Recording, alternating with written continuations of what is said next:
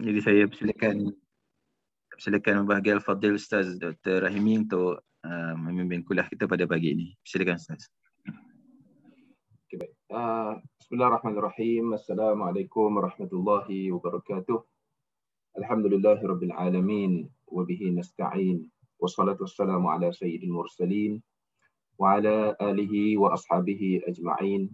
Wa qala rabbi shrah li sadri wa yassir li amri wahlul 'uqdatam min lisani yafqahu qawli. Subhanaka la ilma lana illa ma 'allamtana innaka antal alimul hakim. Wala hawla wala quwwata illa billahil aliyyil azim. Amma ba'd. Tuan-tuan, dikasih sekalian, namanya kasih pada Ustaz Wali kerana menyusun pertemuan kita pada pagi ini. Saya pun memikirkan bahawa bulan lepas bila kita khatam bahagian tajuk Wadi'ah di dalam kitab Matan Al-Badran itu, maka selesailah tugasan saya. Tapi bila Ustaz Wali sebutkan bahawa beliau bercadang untuk menamatkan sehingga ke penghujung tahun ini untuk sesi tuan-tuan ini, maka beliau mencadangkan ataupun minta supaya saya cadangkan satu kitab yang bersesuaian untuk tempoh lebih kurang 5 bulan lah, mana daripada bulan Julai ini sampailah kepada penghujung Disember nanti. Jadi saya pun terfikir-fikir jugalah, kita nak berjumpa 1 jam setengah satu pertemuan, maknanya 5 lebih kurang 7 jam setengah perbincangan. Mula saya fikir nak ambil satu kitab akidah. Dia ada matan dia sahaja, iaitu Aqidah An-Nasafiyah. Kerana matan dia tak terlalu panjang. Tapi bila fikirkan perbincangan akidah ni adalah perbincangan yang agak teknikal. Jadi maknanya memang tak sempat habis. Jadi saya pun terlintaslah untuk saya ambil kitab Fiqh Harta ini. Kerana Fiqh Harta ni tentang membuat muslimin muslimat rahmati Allah sekalian. Walaupun tajuknya ada perkataan fiqh, tapi perbahasannya itu bukanlah perbahasan fiqh teknikal. Fiqh teknikal. Yang macam kita belajar di dalam kitab Matla' Al-Badran itu. Tetapi fiqh yang dimaksudkan oleh pengarang kitab ini adalah bagaimana kita memahami secara mendalam tentang konsep harta di dalam Islam. Jadi tasawur kita panggil, ataupun istilah ini mungkin orang panggil world view. Jadi world view ni juga satu benda yang sangat penting supaya apabila kita faham satu tasawur dan world view yang tepat, maka ianya akan membantu kita untuk memastikan bahawa kita melaksanakan tuntutan agama itu bukan hanya sekadar memenuhi tuntutan prosedur, kerana fiqh ni dia fokus kepada prosedur, cara. Tapi kita juga cuba untuk memenuhi hasrat tertinggi daripada Islam dalam menguruskan harta. Okey, contohnya macam kita katakanlah hari ini mungkin ada orang membangkitkan tentang isu sistem tentang institusi perbankan Islam yang dianggap, dia kata masih lagi tidak jauh beza dengan institusi perbankan konvensional dan sebagainya. Jadi bagi saya kita kena fahamlah bahawa dalam melaksanakan, ataupun kita bukan nak mengatakan bahawa sistem keuangan Islam moden yang dipraktikkan hari ini adalah satu institusi yang 100% kita katakan dapat ataupun kita kata dapat mencapai hasrat Islam dalam melaksanakan sistem keuangan ataupun muamalat itu. Tetapi setidak-tidaknya mereka telah berusaha untuk memastikan prosedurnya dipatuhi. Kerana kita tidak ada pilihan kalau kita tidak pergi kepada institusi perbankan Islam. Maka adakah bermaksud di situ bahawa kita boleh dengan bebasnya berurusan dengan institusi keuangan konvensional? Jadi maka sudah tentulah jawapannya tidak. Tetapi maknanya institusi yang ada itu mereka telah berusaha sedaya upaya sebaik mungkin. Jadi sebab itu kita selalu sebut bahawa maknanya memang ada penambahbaikan yang perlu untuk kita kata meningkatkan lagi. Sama macam kita sembahyang. Kita sembahyang tuan-tuan, adakah tuan-tuan berpuas hati 100% pada setiap kali bersolat? Sembahyang itu khusyuk 100%. Sembahyang itu tuan-tuan rasa sempurna 100%. Tidak. Kadang-kadang kita bila selesai solat, kita akan tetap ada dalam diri kita perasaan ketidaksempurnaan itu. Tetapi apa yang perlu kita buat adalah untuk kita berusaha meningkatkan secara berterusan, dan begitulah juga berusaha untuk kita memahami kenapa kita betul bersolat, apa falsafah di sebalik kita bersolat. Jadi kerana itu dalam kitab ini beliau cuba untuk membincangkan dengan kita bagaimana tasawur Islam terhadap harta ini untuk kita fahami bersama, supaya kita practice together with kita punya pemahaman fiqh muamalat yang kita bincangkan dalam kitab Matla'ul Badrain dan juga kitab-kitab yang lain itu. Jadi itulah saya rasakan bahawa kitab ni ada satu kitab yang agak signifikan lah untuk kita semua, relevan untuk kita bincangkan. Kitab ni dia ada lebih kurang dalam 184, 85 muka surat lah. Dia ada ni. Dan dia ada 6 bahagian. Yang macam Ustaz Wali sebutkan tadilah, ya, mungkin saya boleh tunjukkan kulit kitab ataupun buku ni. Tak nampak tuan-tuan.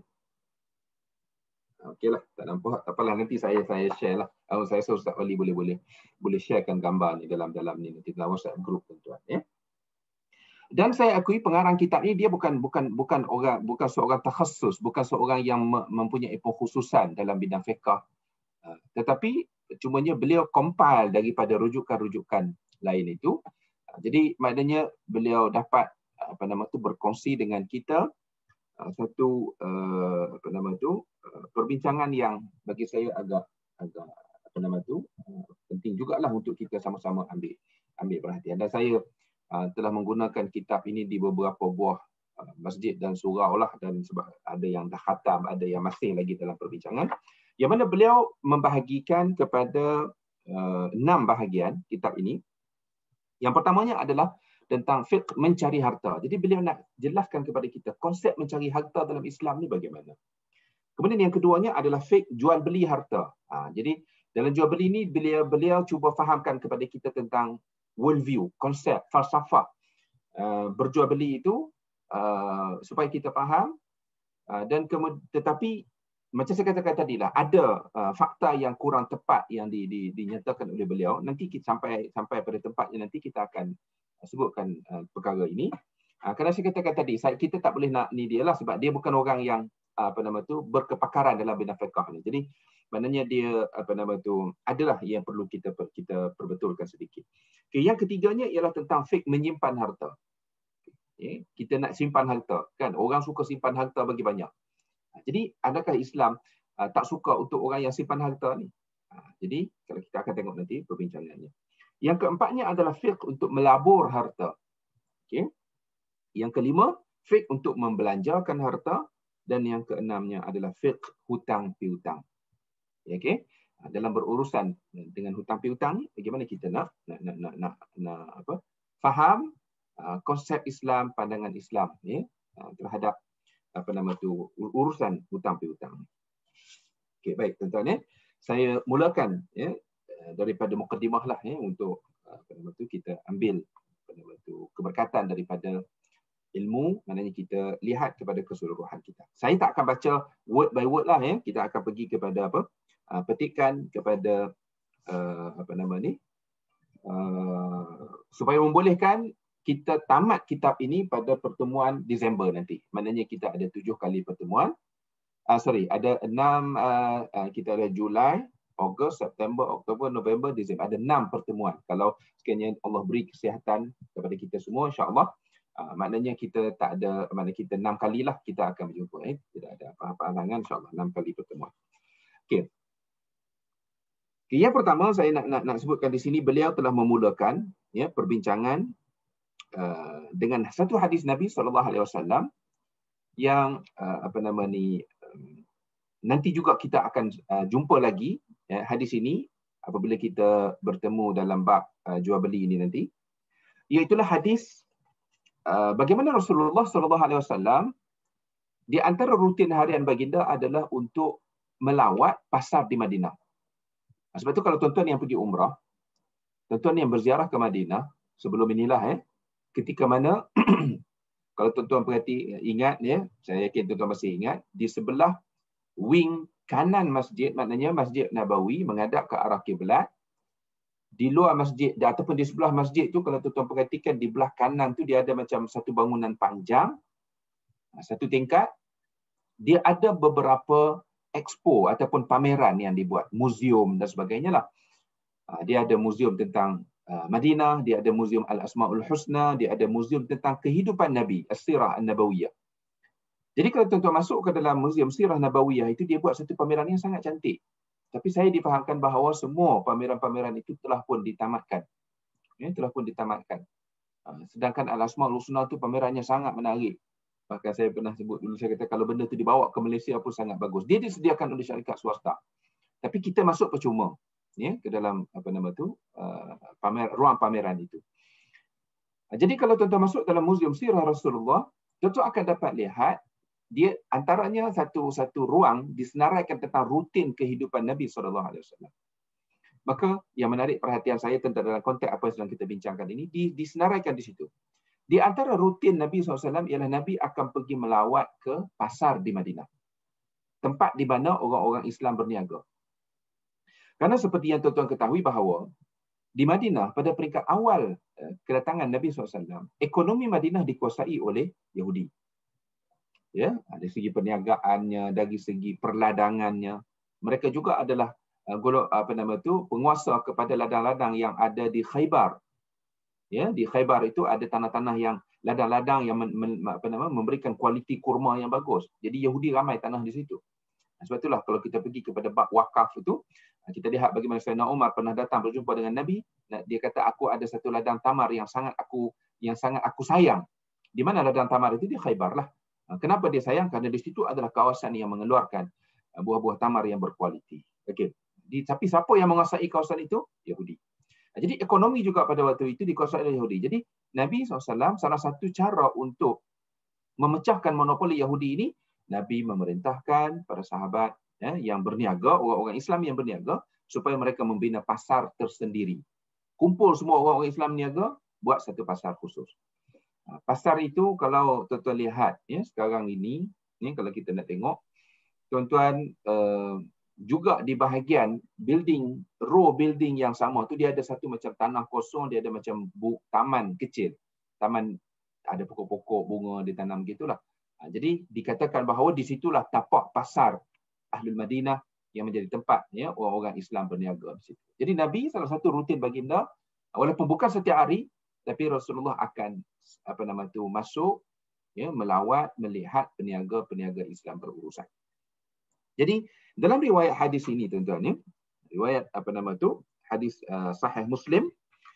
Jadi Rasulullah berjalan di sebuah tempat ataupun macam kita panggil hari ini gerai lah kot, stall yang menjual makanan. Maka Nabi melihat ada satu orang tu dia jual gandum. Maka baginda memasukkan tangannya ke dalam makanan tersebut. Jadi bila Nabi masukkan tangan baginda yang mulia itu ke dalam longgokkan gandum yang dijual, maka jari-jari baginda terasa sesuatu yang basah. Maksudnya di longgok tu atas nampak macam cantik, tapi bila masuk di bawah tu nampak macam basah. Lalu Nabi bertanya kepada lelaki tersebut, apa ni? Yang mana yang basah di bawah tu apa? Maka dia menjawab, ianya telah basah kerana terkena air hujan. Jadi dia kata kepada Nabi, ya Rasulullah, yang rasa basah di bawah tu kerana dia telah terkena hujan. Jadi apa jawab Nabi? Afala ja'altahu fawqa at-ta'am. Nabi kata, kenapa kamu tak letakkan yang basah ni di atas? Kenapa kamu pergi longgok yang basah ni letak di bahagian bawah, kamu tutup dengan yang cantik, yang elok? Jadi kata Nabi, fala ja'altahu fawqa at-ta'am kay yarahu an-nas. Kenapa kamu tak jadikan juga yang basah ni supaya duduk di atas juga? Maksudnya supaya orang nampak, yarahu an-nas, supaya manusia boleh nampak ataupun orang yang datang nak membeli ni boleh nampak. Kemudian Nabi kata, man ghasya falaysa minna. Sesiapa yang menipu, dia bukan daripada golonganku. Jadi Nabi nak menyebut di situ bahawa kalau orang Islam, bila dia berniaga, dia tak akan menipu. Dia tak akan buat packaging cantik untuk produk yang tak ada kualiti. Okay? Dia tidak akan buat sesuatu yang mana hakikat benda yang dia jual itu tidak sama dengan apa yang dia dakwa. Jadi itu pengajaran simple daripada hadis itu. Nanti kita akan berjumpa kembali dengan hadis ini ketika mana kita berbicara tentang berjual beli nanti.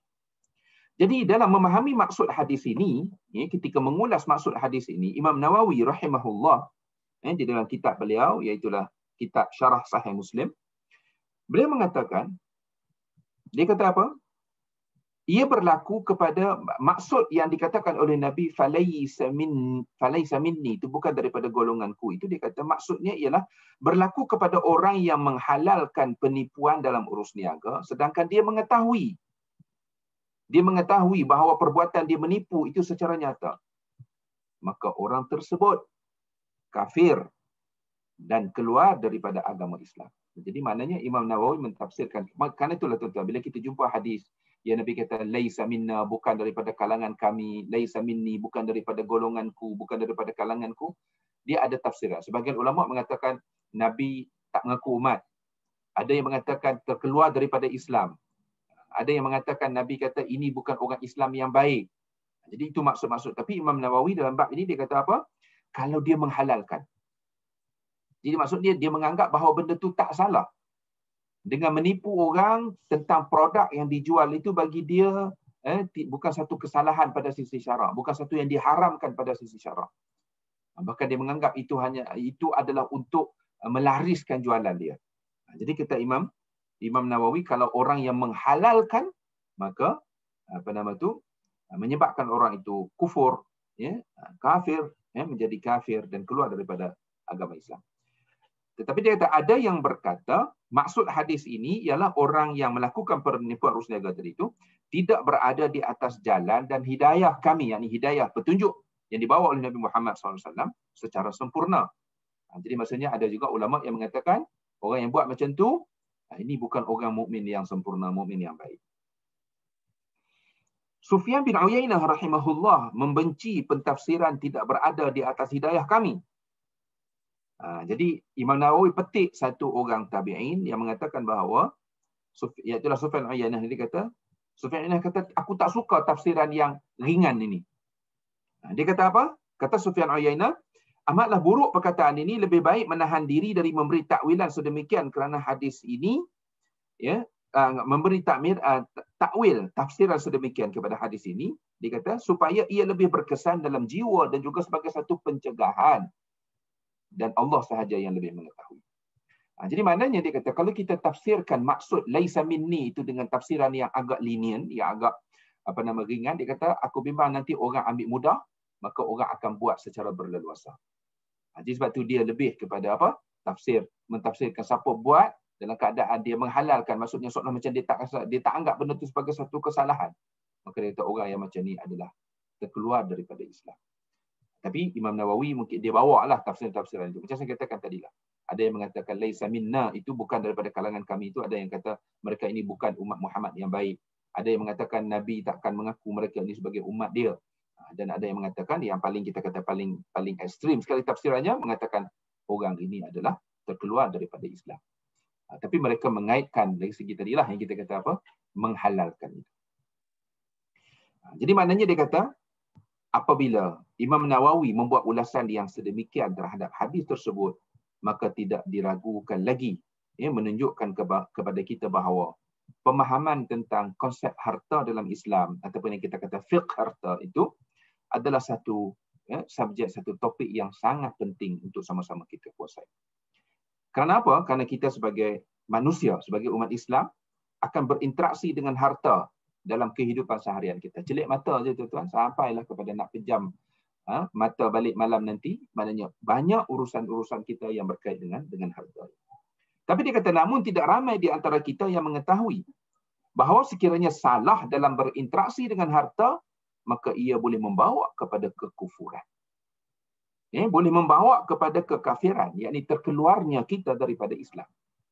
Maka atas dasar ini, pengarang beliau berpandangan, dia kata apa? Subjek fiqh harta ini perlu diberikan tumpuan dan juga penekanan yang lebih. Dia kata bahkan pada tahap yang sama dengan fiqh taharah dan juga fiqh salat.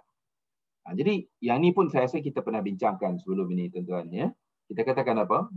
Bahawa dalam semua cabang ilmu fiqh ini ada tahap fardu ain yang mesti kita kuasai. Sebab dalam masyarakat Melayu ini mungkin kadang-kadang bila kita sebut kata fardu ain, dia faham tentang salat, tentang taharah bersuci, tentang mungkin bab dia pergi kepada bab zakat sikit, lepas tu pergi kepada bab haji lah. Umrah haji ni pun dia hanya akan bincang bila nak pergi umrah ataupun nak pergi haji. Tapi kalau kita tengok kepada konsep apa yang dikatakan sebagai fardu ain itu adalah pengetahuan yang wajib dikuasai oleh setiap individu Muslim, maka kita akan sedar bahawa semua cabang ilmu fiqh itu ada tahap fardu ain. Ya, sama ada kita pergi kepada muamalat, sama ada kita pergi kepada jinayat.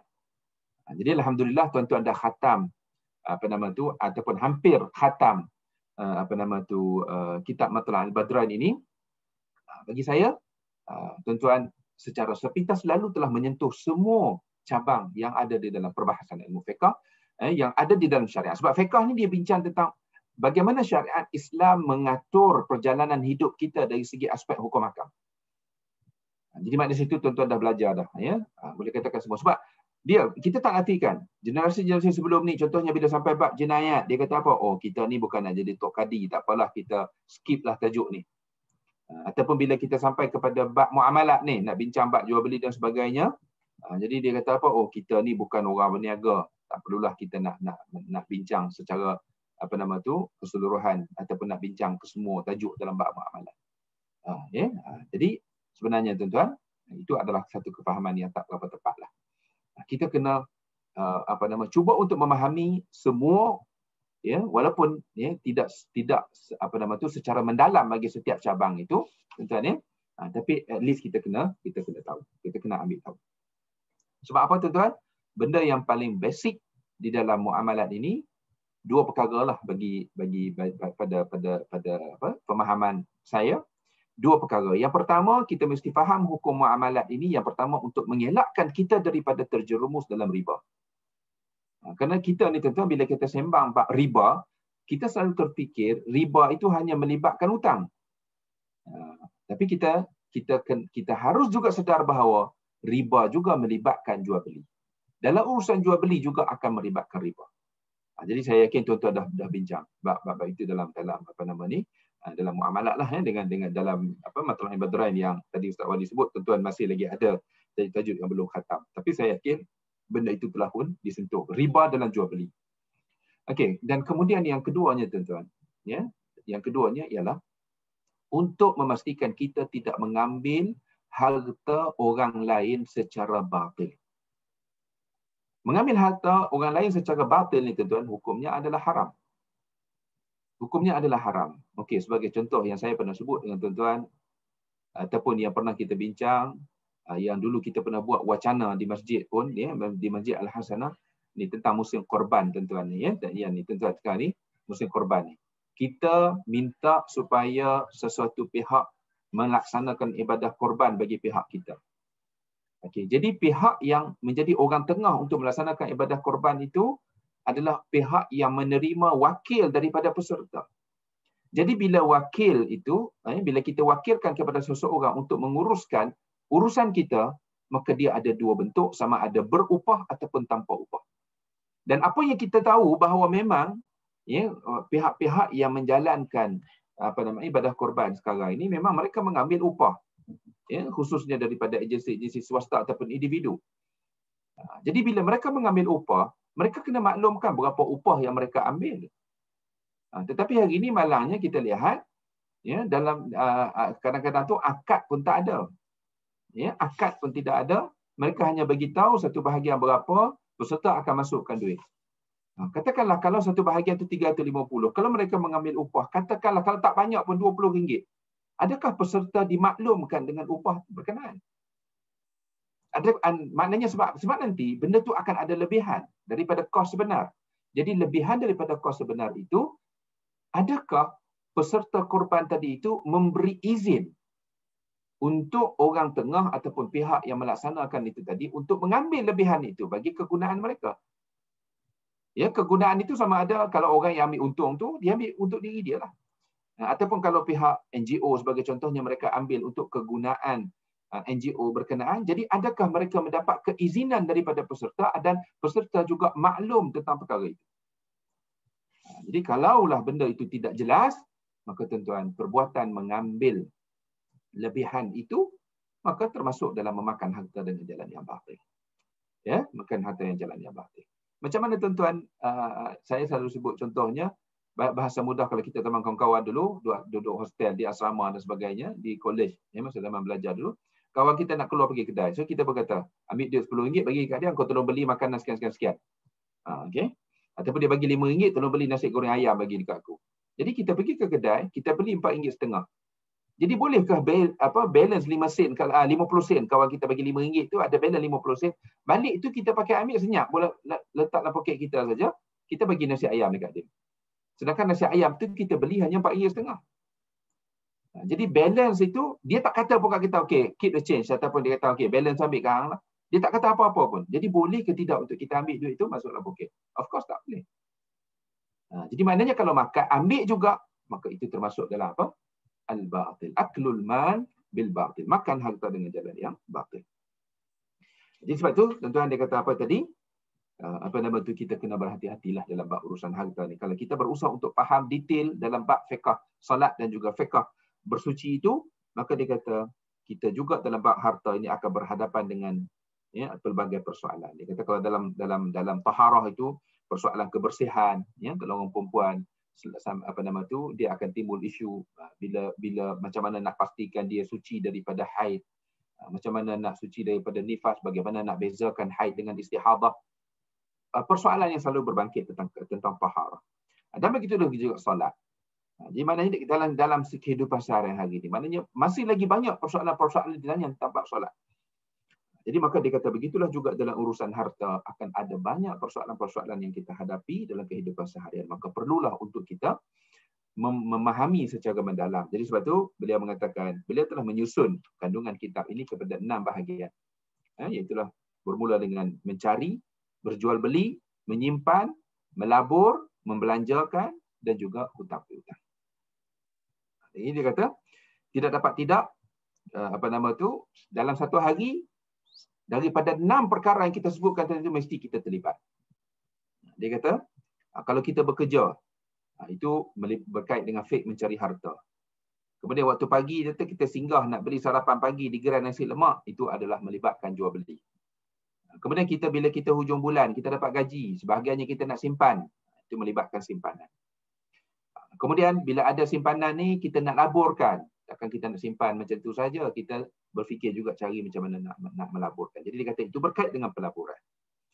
Kemudian bila kita dapat gaji, dapat pendapatan daripada yang kita cari tadi itu, kita akan membelanjakan harta kita untuk keperluan keluarga dan sebagainya. Maka dia kata itu berkait dengan fiqh membelanjakan harta. Dan kemudian juga dalam urusan, mungkin ada kawan datang jumpa kita, nak minta hutang, ataupun kita pun kadang-kadang mungkin tak cukup, kita perlu berhutang daripada orang lain. Maka dia kata itu melibatkan fiqh hutang piutang. Jadi maknanya beliau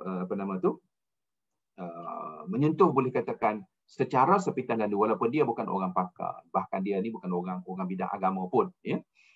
Tetapi maknanya dia ada kesungguhan untuk nak compile benda-benda ni, tuan-tuan, untuk mempermudahkan kita, untuk membantu kita sebagai satu sumbangan baik beliau lah, walaupun ada fakta-fakta yang kurang tepat, itu bagi saya itu tak apa, maknanya kita boleh perbetulkan bila kita sampai masa bila kita baca fakta.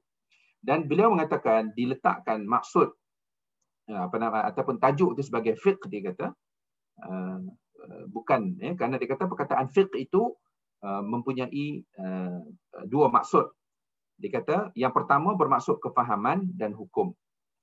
Maka maknanya dia ada dua. Fiqh itu bermaksud kefahaman. Sebab itu dalam satu hadis, tuan-tuan, kalau kita lihat bagaimana Nabi SAW menyatakan, "Man yuridillahu bihi khairan yufaqihu fid din." Man yuridillahu bihi khairan yufaqihu fid din. Sesiapa yang Allah inginkan kebaikan untuk dia, maka Allah akan berikan kepada dia kefahaman agama. Jadi maknanya yufaqihu fid din di situ bukan bermaksud dia alim ilmu fiqh saja, tapi Allah memahamkan dia tentang agama secara mendalam. Itu maksud tafaqquh. Tafaqquh. Jadi kerana itu dalam kitab ini walaupun diletakkan digunakan istilah fiqh itu bukan fiqh yang katakan hukum yang semata-mata itu tadi, tapi kefahaman yang agama. Jadi dia kata beliau cuba memberikan kefahaman tentang konsep harta dalam Islam, dan begitulah juga beliau akan cuba mengupas hukum hakam berkait dengan harta ini tadi. Dan harta dia kata tidak semestinya bermaksud jongkong emas yang menimbun, tapi juga apa yang dimiliki sama ada sedikit ataupun banyak yang mempunyai nilai. Itu konsep Islam. Okay, konsep Islam maknanya harta itu sesuatu yang bernilai kepada kita. Tidak semestinya benda itu ada dalam bentuk fizikal saja. Okay. Dan dia kata perbahasan ini bukanlah terlalu detail kerana dia kata sebab itu beliau letakkan dalam tajuk buku ni satu pengenalan. Dia ada fiqh harta, satu pengenalan. Dia kata kerana buku ini hanya menyentuh satu titik daripada lautan ilmu yang sangat luas dalam subjek harta ini tadi. Jadi dia kata ianya dapat menjadi satu pencetus ataupun permulaan untuk kita kembangkan kefahaman kita itu dengan lebih baik. Jadi kita pergi kepada bahagian satu, yang bahagian A, iaitu fiqh mencari harta. Jadi Islam ni tuan-tuan bukan agama yang kita kata bukan agama yang memusuhi harta ataupun yang melihat harta itu dengan pandangan yang negatif. Dia kata kalau kita lihat Islam menganjurkan, maknanya Islam suruh kita cari harta. Jadi sebab itu kita orang Islam perlu ada kekuatan kebendaan ini. Jangan kita anggap orang Islam kaya itu sebagai orang yang tak baik semuanya, tidak.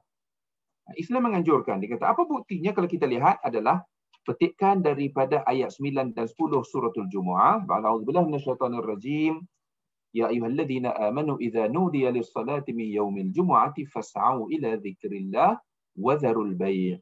Dzalikum khairul lakum in kuntum ta'lamun. Fa idza qudiyatis shalah fantashiru fil ardi wabtaghu min fadlillah wadhkurullaha katsiran la'allakum tuflihun. Okay, ini satu ayat yang juga ada perbahasan lebih detail, nantilah kita tengok banyak aspek-aspek yang kita boleh manfaatkan. Jadi cumanya dia kata ini berkait dengan kewajipan solat Jumaat. Yang mana Allah nyatakan, wahai orang-orang yang beriman, apabila diseru untuk menunaikan salat daripada hari Jumaat, maksudnya ini salat Jumaat itulah tuan-tuan ya. Fas'au ila dzikrillah, maka hendaklah bersegera kamu kepada mengingati Allah, wa dzarul bai', dan tinggalkan jual beli. Dzalikum khairul lakum. Yang demikian itu adalah baik untuk kamu, lebih baik untuk kamu in kuntum ta'lamun, sekiranya kamu tahu tentang kelebihan-kelebihan yang Allah sediakan untuk kamu, tahu tentang hakikat menguruskan harta dengan betul, tahu tentang apa akibat kalau kamu terlalu kita katakan terlalu mengutamakan harta sehingga kamu mengabaikan tanggungjawab yang lain. Okey. Jadi Allah kata itu lebih baik untuk kamu jika kamu tahu.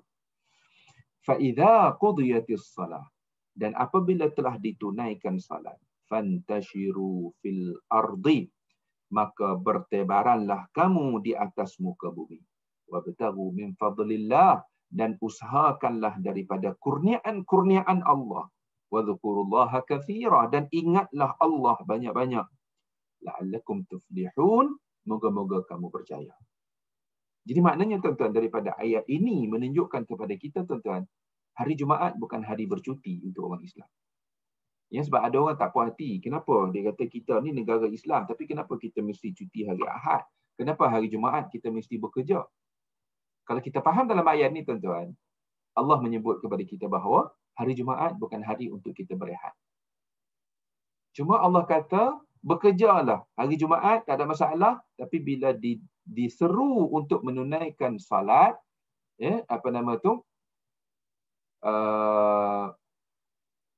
diseru untuk menunaikan salat, maka hendaklah bersegera. Tinggalkan jual beli.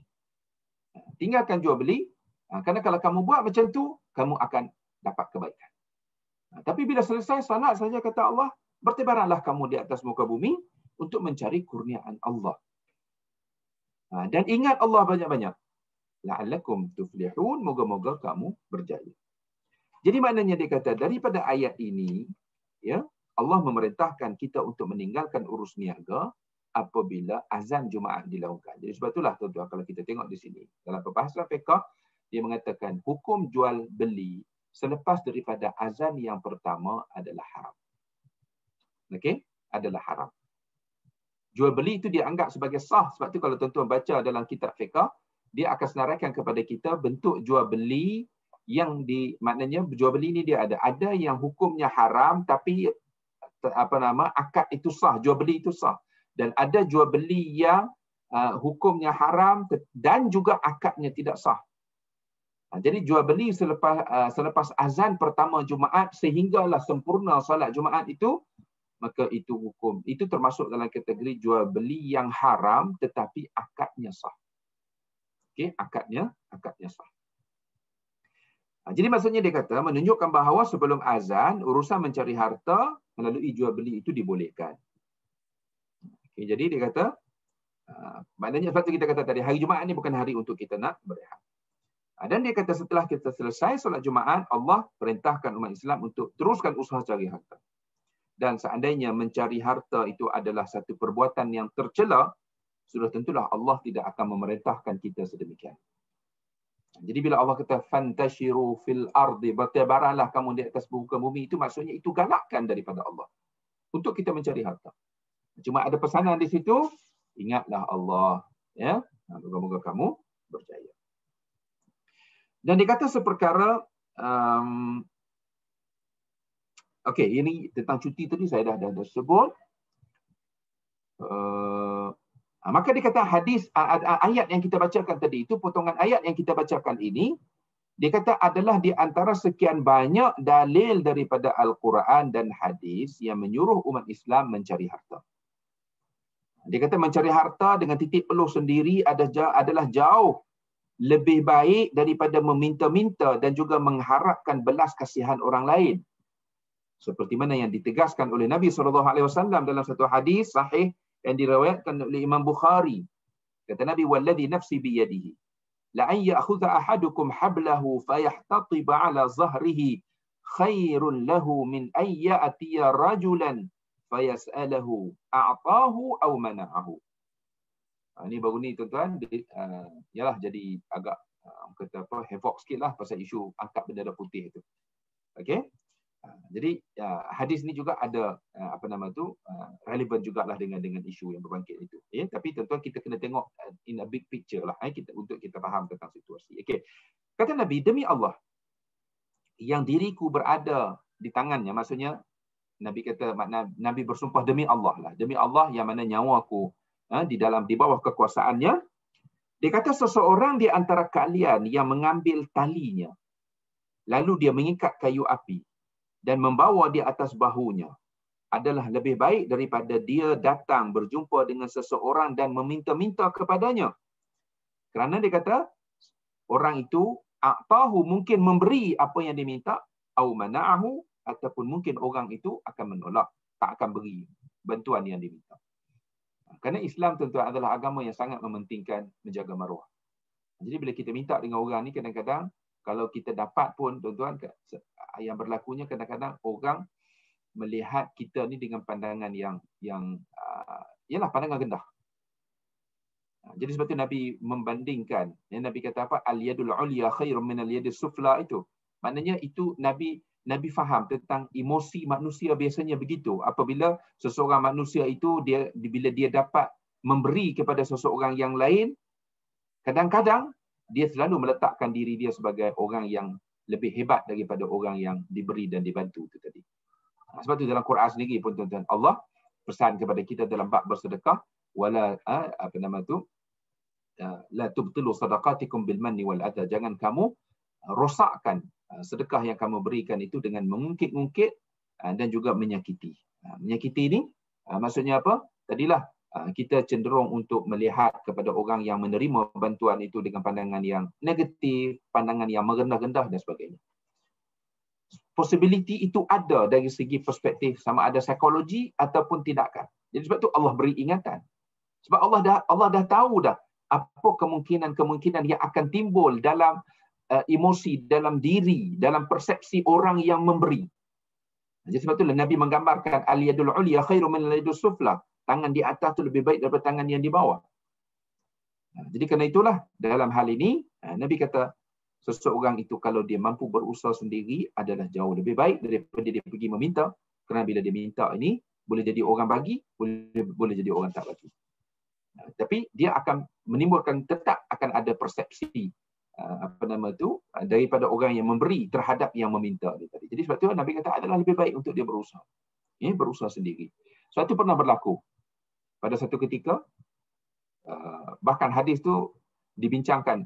Ini dari segi aspek orang dalam aspek sosiologi lah. Saya pernah baca satu penulisan dalam bidang pengurusan sumber manusia. Dia tafsirkan satu hadis yang sahih juga mengenai situasi yang hampir sama macam ni. Cerita yang berlaku dalam hadis itu, seorang lelaki datang berjumpa dengan Nabi, bagi tahu kata dia perlukan kepada makanan.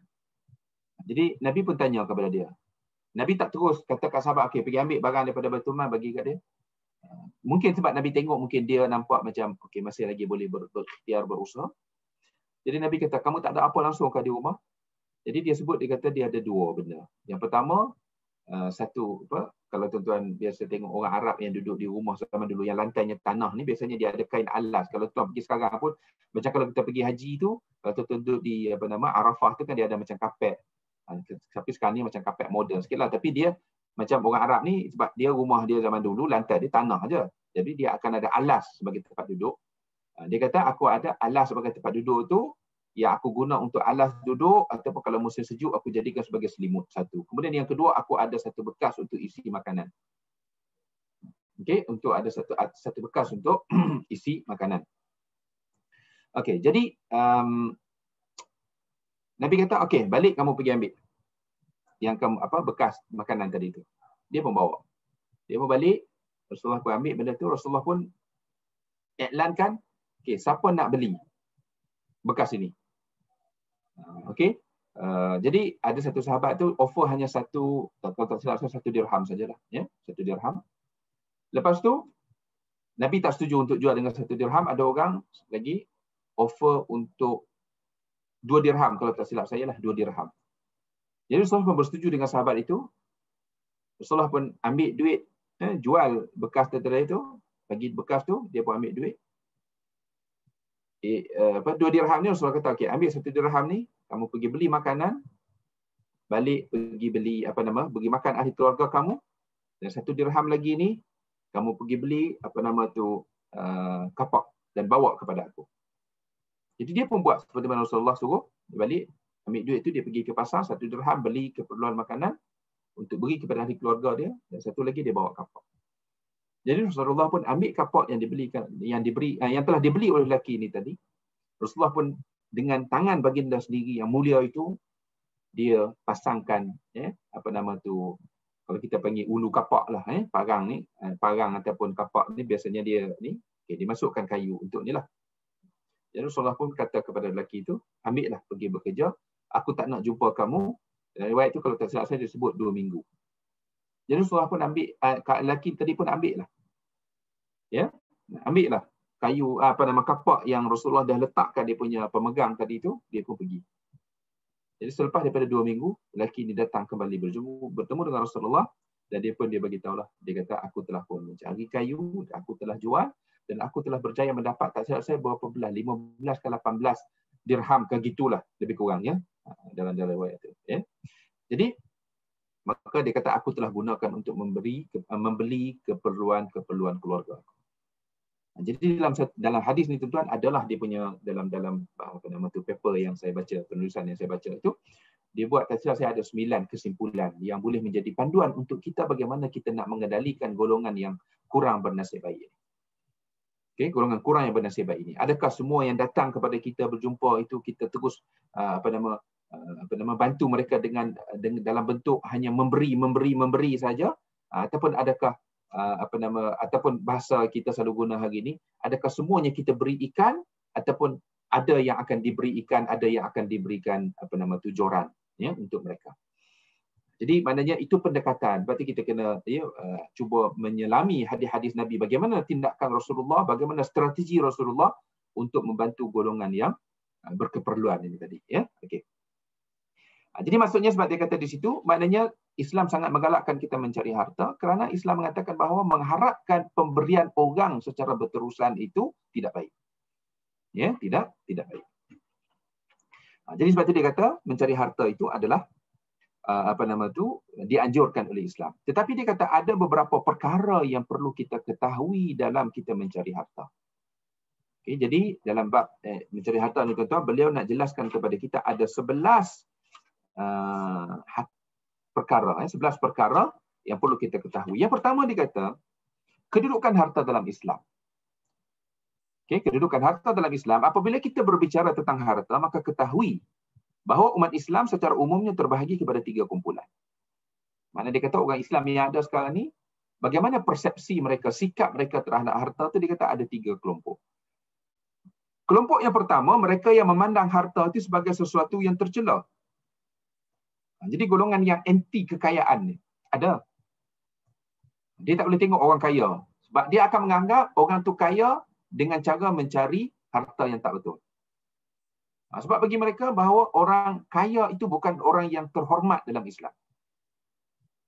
Jadi dia kata mereka ini menghimpunkan ayat-ayat Quran dan juga hadis-hadis yang mencela harta, dan juga tetapi mereka mengabaikan ayat dan hadis yang memuji harta.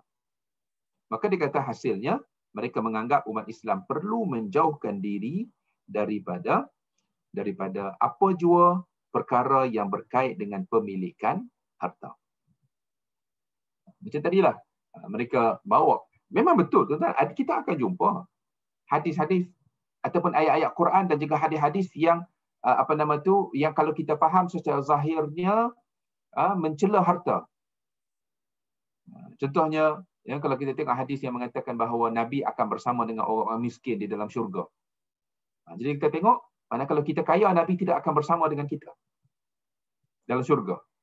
Padahal kalau kita tengok, setentang dengan itu, ada hadis yang Nabi kata, ana wattajirus saduqul amin kahataini fil jannah.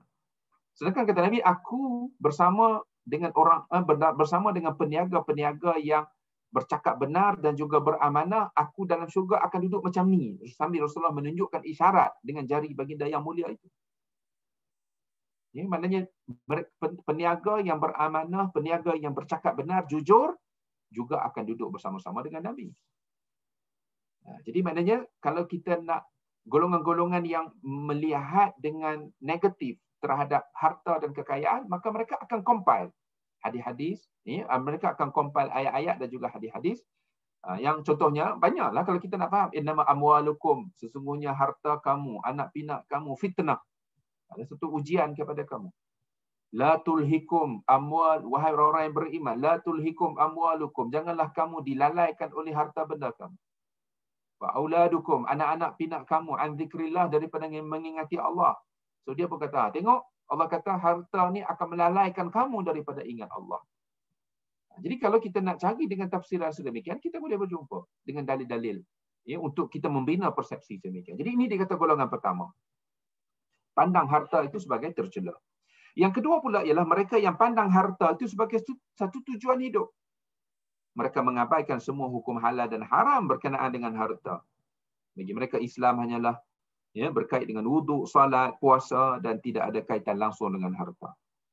Dan dia kata umat Islam memiliki kebebasan sepenuhnya untuk berinteraksi dengan harta melalui apa juga cara yang mereka kehendaki. Sebab hari ini contohnya mereka membezakan. Tengok, orang Islam kerana tak fikir pasal harta, tengok orang bukan Islam lebih kaya, lebih mewah, lebih senang kehidupan mereka. Negara-negara umat Islam lebih hebat daripada negara Islam. Orang bukan Islam lebih hebat daripada orang Islam kerana mereka lebih kaya. Kita ni sikit-sikit haram, sikit-sikit haram. Ini ada juga golongan yang sebegini. Okey, mereka terlibat dengan dengan urusan-urusan konvensional, keuangan konvensional yang melibatkan riba dan sebagainya tanpa ada rasa bersalah. Melabur dalam institusi-institusi yang kita katakan tadi ada urusan-urusan yang bercanggah dengan syarak pun bagi mereka tidak ada masalah. Sebab apa? Sebab kita nak membina umat yang kuat. Kita jangan tengok benda-benda kecil ni. Dia kata yang perlu kita bina kekuatan umat. Jadi tuan-tuan, ini golongan yang kedua. Golongan yang kedua ni dia tak fikir pasal hujah dan dalil sangat, tuan-tuan. Hujah dan dalil dia adalah logik akal dia saja. Membezakan. Membezakan apa yang mereka ada lah. Mana apa yang mereka dapat lihat dengan mata. Ya Allah. Okey. Yang ketiga ialah mereka yang berada di pertengahan. Di antara kumpulan pertama yang membenci harta tadi dan juga kumpulan yang kedua yang membujur lalu melintang patah tadi itu, mereka memandang harta itu sebagai milik Allah. Sedangkan kita, maknanya manusia ini adalah pengurusnya. Maknanya kita ni bukan pemilik harta. Golongan yang kedua ni tuan-tuan. Ni golongan yang mengambil jalan tengah ni, iaitulah mereka menganggap kita perlu berusaha cari harta, tapi ingat kita hanyalah pengurus kepada harta berkenaan. Kita bukan pemilik. Sebab tu dia kata apa? Kita sebenarnya tidak memiliki kebebasan dalam berinteraksi dengan harta. Jadi maknanya tuan-tuan, apabila kita menyedari bahawa kita pemilik, maka of course kita tidak akan rasakan bahawa kita bebas melakukan sepenuhnya terhadap harta yang kita kita diamanahkan untuk menguruskan. Okey, contohnya macam tuan-tuan dilantik sebagai finance manager lah, pengurus keuangan di satu company. Tuan-tuan diberikan signatory, diberikan hak untuk tanda tangan cek company dan sebagainya. Jadi tuan-tuan tahu bahawa duit yang ada dalam account company itu, walaupun tuan-tuan bebas untuk mengeluarkan duit itu tadi, tapi adakah tuan-tuan bebas untuk belanja untuk apa yang tuan-tuan nak? Tak boleh, sebab perbelanjaan itu mestilah mengikut garis panduan keuangan company. Bila nak buat payment, kena ada dia punya guideline dia untuk apa, kena sediakan proper dokumen, lepas tu berapa limit yang diberikan untuk sign dan sebagainya. Jadi dia akan ikut. Sebab apa? Sebab apa dia patuh? Sebab dia tahu bahawa harta yang ada dalam akaun itu bukan milik dia. Walaupun dia diberikan hak untuk menguruskan pengeluaran dan sebagainya. Jadi begitulah juga orang yang faham konsep itu dari segi pemilikan harta, maka dia sedar apa yang dia ada hari ini, walaupun dia tahu itu usaha dia, tapi dia yakin bahawa pemilik sebenar kepada harta yang dia ada adalah Allah. Sebab itulah perlu untuk dia pastikan segala peraturan yang ditetapkan oleh Allah, guideline yang ditetapkan oleh Allah itu akan dipatuhi. Ya. Jadi sebab itu dia kata, dia hendaklah mengurusnya mengikut undang-undang pemiliknya, iaitulah Allah Subhanahu Wa Taala. Maka dia kata, jika kita mengurusnya secara benar, maka pemilik harta, yakni Allah, akan mengurniakan kita kehidupan yang lapang di dunia dan akhirat. Maknanya macam kita jadi, tadilah, kita jadi finance manager di company, maka kalau kita kerja bagus, hujung tahun kita dapat bonus, kita dapat mungkin naik gaji dan sebagainya. Maka sebaliknya, jika kita mengurusnya secara salah, maka pemiliknya akan menghukum kita dengan kehidupan yang sempit di dunia dan akhirat. Macam tadilah, kalau kita salah guna, mungkin kita akan dipecat, dibuang kerja, bahkan mungkin kita dilapor kepada pihak polis, dilapor kepada pihak SPRM dan sebagainya. Dan kebenaran itu, kalau kita lihat, kita bandingkan ketiga-tiga kelompok ni tadi, maka sudah tentulah kebenaran itu berada pada kumpulan yang ketiga. Mana yang mengambil sikap jalan tengah ni tadi. Dalilnya adalah firman Allah Subhanahu Wa Taala dalam surah Al-Hadid ayat 57. Allah menyatakan, Aminu billahi wa rasulihi wa anfiqu mimma ja'alakum mustakhlafina fihi alladhina amanu minkum wa anfaqu lahum ajrun kabir. Jadi tuan-tuan, dia kata apa? Dalam ayat ni Allah berfirman, Allah kata, Aminu billah wa rasulihi. Berimanlah kamu, yakinlah kamu, percayalah kamu kepada Allah dan Rasulnya. Wa anfiqu, dan belanjakanlah.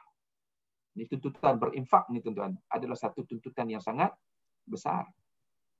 Maknanya apabila Allah kurniakan sesuatu kepada kita ni tuan-tuan, dia bukan semata-mata untuk kegunaan kita sendiri. Tapi ia juga adalah untuk diinfakkan. Mana bila kita infak ni maksudnya kita keluarkan sebahagiannya untuk kita beri kepada orang lain. Ada yang bentuk wajib. Contohnya apa? Beri kepada ahli keluarga. Itu wajib. Nafkah. Infak dalam bentuk nafkah kepada ahli keluarga. Okay. Infak kepada orang yang berhak, iaitu dalam bentuk zakat. Bila kita sudah capai dia punya nisab tertentu dan juga tempoh haul, maka kalau jumlah itu melebihi daripada had yang ditentukan, kita kena keluarkan untuk beri sedikit kepada orang-orang yang telah disenaraikan oleh Allah sebagai asnaf yang berhak untuk menerima sedekah wajib kita, iaitulah ataupun infak wajib kita, iaitulah zakat. Jadi Allah kata, perintah dia, beriman kepada Allah, berimanlah kepada Rasul, dan infakkanlah mimma ja'alakum mustakhlafina fihi. Sebahagian daripada apa yang mana dia, yakni Allah telah menjadikan kamu sebagai mustakhlafin. Jadi maksudnya Allah kata bahawa harta yang kita ada ni adalah sesuatu yang Allah jadikan kita sebagai khalifah. Jadi maknanya Allah jadikan kepada kita sebagai orang yang diberikan kekuasaan sebagai wakil. Tuan-tuan ingat balik konsep khalifah. Ini mustakhlafin ni maknanya samalah maksud dengan khalifah tu. Apabila Allah menyatakan, ya, wa idh qala rabbuka lil malaikati inni ja'ilun fil ardi khalifah. Apabila Allah nak menciptakan Nabi Adam alaihissalam, Allah kata kepada penduduk di langit, yakni para malaikat dan sebagainya, Allah kata, aku nak jadikan di atas muka bumi ataupun di satu planet yang namanya Al-Ard ataupun bumi itu khalifah. Apa maksud khalifah, tuan-tuan? Iaitulah satu makhluk yang akan diberikan tanggungjawab, diberikan penguasaan sebagai wakil kepada Allah Subhanahu Wa Taala. Jadi sebab itulah bila kita kata kita sebagai khalifah Allah di atas muka bumi, adakah kita boleh menguruskan bumi ini mengikut kebebasan kita, mengikut kehendak kita? Tidak. Ada peraturan-peraturan yang kita kena patuh. Jadi begitulah juga di sini. Apabila Allah kata infak sebahagian daripada apa yang Allah telah berikan kekuasaan kepada kamu, maknanya Allah berikan kamu menguasai harta itu, mustakhlaf, sebagai wakil. Jadi maknanya Allah dalam ayat ini memberikan satu penjelasan kepada kita bahawa harta yang kita ada itu hanyalah penguasaan yang bersifat mewakili pemilik sebenarnya, iaitu Allah. Sebab itulah tuan-tuan, harta boleh datang mungkin dalam cara yang mudah ataupun mungkin sekelip mata juga. Ada orang boleh dapat harta kekayaan dengan sekelip mata. Tapi ingat, Allah juga boleh ambil semula kekayaan kita itu dengan sekelip mata. Tuan-tuan, ya, kita tengok, kita biasa mendengar cerita kan. Walaupunlah kita sedih lah. Tapi tuan-tuan, bila kita cuba memahami di sebalik kisah-kisah ataupun ibrah di sebalik kisah-kisah itu, di situlah memberikan ataupun menyedarkan kita tentang pemilik sebenar harta itu. Kan ada orang bekerja 30 tahun, ya, pencen, dapat apa nama tu, okey, kemudian ditipu. Kita biasa dengar, tuan-tuan, dalam berita ni, hilang 200,000, 300,000 disebabkan oleh penipuan. Tuan-tuan, iyalah penipu tu penipu. Tapi tuan-tuan, itu hanyalah sebagai asbab. Itu hanyalah asbab. Ya? Yang mana Allah tarik balik harta yang mungkin dia telah dia apa nama tu dia kumpul sejak sekian lama. Kita pernah baca kisah ada orang yang rumahnya terbakar, duit yang dia kumpul berpuluh tahun berniaga terbakar hangus begitu saja. Macam-macamlah tuan-tuan. Jadi maksudnya di antara satu ibrah penting daripada cerita-cerita yang sedemikian yang kita katakan tadi itulah. Ya, Allah Subhanahu Wa Taala adalah pemilik mutlak kepada harta yang manusia rasa itu adalah milik dia. Dan orang-orang yang macam ni tuan-tuan, bila Allah uji begini, tidak mustahil mereka akan mendapat gantinya. Ya, mereka akan mendapat gantinya dengan begitu mudah oleh Allah Subhanahu Wa Taala. Kerana dia yang, waktu kita tuan-tuan, bila kita baca zikir selepas salat, sambungan kepada apa nama tu ayat kursi itu, kita baca Allah boleh memberi dan Allah boleh menarik daripada sesiapa yang dia kehendaki. Okay, jadi maknanya dia kata, kalau kita nak faham tentang kenapa kita katakan golongan ketiga tadi itu yang mengambil jalan, yang bersikap dengan sikap pertengahan. Maknanya bagi dia, harta itu adalah kurniaan Allah kepada hamba-Nya. Tetapi pemilik mutlak adalah dia, yakni Allah. Jadi sebab itu mereka perlu uruskan harta itu mengikut peraturan pemilik hakiki dia, pemilik sebenar dia. Jadi apa bukti? Dibawa ayat kepada kita untuk kita faham. Jadi Allah tuntut kepada kita beriman kepada Allah, beriman kepada Rasul, infakkan sebahagian daripada apa yang Allah telah berikan, ya, kepada mereka itu sebagai memberikan kepada mereka itu penguasaan sebagai wakil kepada Allah. Dan Allah kata, "Falladzina amanu minkum." maka mereka-mereka yang beriman daripada kalangan kamu wa anfaqu, dan mereka telah menginfakkan, yang katakan harta yang Allah beri sebagai wakil tadi itu, lahum ajrun kabir, mereka akan mendapat ganjaran yang besar, ya, balasan yang besar pada sisi Allah Subhanahu Wa Taala. Jadi dia kata, sebab itu dibawa satu pandangan daripada Dr. Salah As-Sawi, ya, di dalam kitab beliau tentang juga berkait dengan keuangan lah, ya. Dia kata harta pada dasarnya milik Allah, manusia seluruhnya hanya bertugas untuk mengurusnya. Orang yang bertugas mengurusnya tentu tidak berhak untuk keluar daripada aturan dan juga tujuan yang ditetapkan oleh pemilik harta. Sekiranya perkara itu dilakukan, maka orang itu akan kehilangan peranannya sebagai pengurus harta. Mana kalau dia buat benda yang bercanggah dengan peraturan Tuhan. Maka kurniaan tersebut, yakni harta, sepatutnya berpindah daripada dirinya kepada orang yang lebih tepat melakukan tugas berkenaan dan lebih mampu untuk menjaga apa yang menjadi hak harta itu. Maka dia kata kita perlu akur, kita perlu sedar dan akur bahawa harta bukanlah milik mutlak kita. Ia adalah milik Allah Subhanahu Wa Taala yang diamanahkan kepada kita untuk mengurusnya dengan cara yang dikehendaki oleh Allah. Rasulullah pernah menegur tentang orang yang menganggap bahawa apa yang dia ada itu adalah milik mutlak dia, iaitulah apa? Kata Nabi dalam hadis yang diriwayatkan oleh Imam Muslim, hadis sahih, yaqulul abdu mali mali innama lahu min malihi thalath ma akala fa afna aw labisa fa abla aw a'ta faqtana wa ma siwa dhalika fa huwa dhahibun wa tarikuhu linnas. Kata Nabi, yaqulul abd, seseorang hamba, maknanya ada orang tu dia berkata, mali mali, ini harta aku. Sedangkan kata Nabi, innama lahu min malihi thalathun, harta yang sebenar-benarnya milik dia ada 3 saja. Ma akala fa afna, apa yang dia makan sehingga habis. Jadi itu benda yang ada dalam pinggan, kita ambil, letak dalam mulut kita, kunyah, masuk dalam, yang itu betul milik kita. Yang dalam pinggan tu betul-betul belum tentu milik kita. Ya, kadang-kadang pinggan tu terbalik, tumpah.